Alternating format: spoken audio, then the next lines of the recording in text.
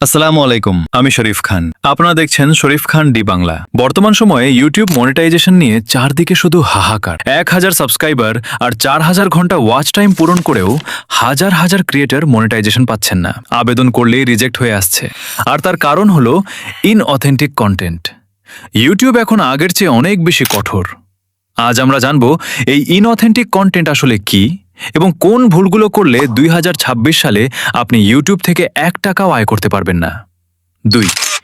ইনঅথেন্টিক content আসলে কি? সহজ কথায়, ইনঅথেন্টিক মানে যা আসল নয় বা যাতে নিজস্বতা নেই।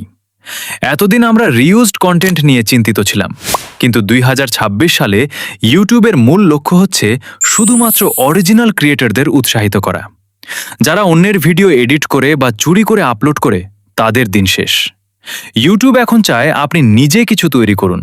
অন্যের কন্টেন্টে শুধু লোগো বসিয়ে নিজের বলে চালিয়ে দেওয়া এখন আর চলবে না। 3. যে ধরনের ভিডিওতে মনিটাইজেশন পাবেন না।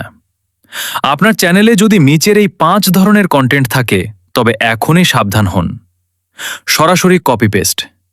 ফেসবুক, টিকটক বা ইনস্টাগ্রাম থেকে ভিডিও ডাউনলোড করে কোনো পরিবর্তন ছাড়াই ইউটিউবে আপলোড করা।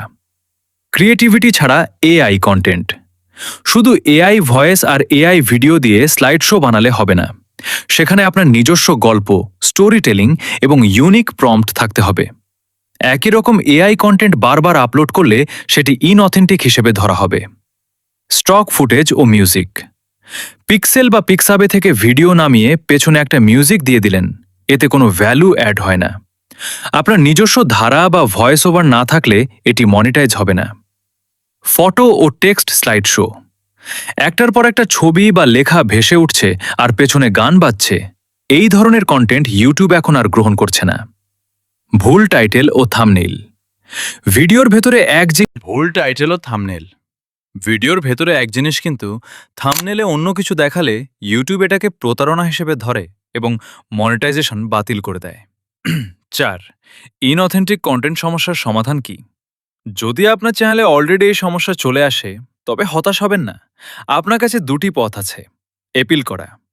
আপনার যদি মনে হয় আপনার কন্টেন্ট 100% অরিজিনাল, তবে আপনি ভিডিওর মাধ্যমে ইউটিউবকে বুঝিয়ে বলুন যে আপনি এটি কিভাবে তৈরি করেছেন। Channel clean up. যদি জানেন যে ভুল কন্টেন্ট আছে, তবে সেই ভিডিওগুলো ডিলিট করুন।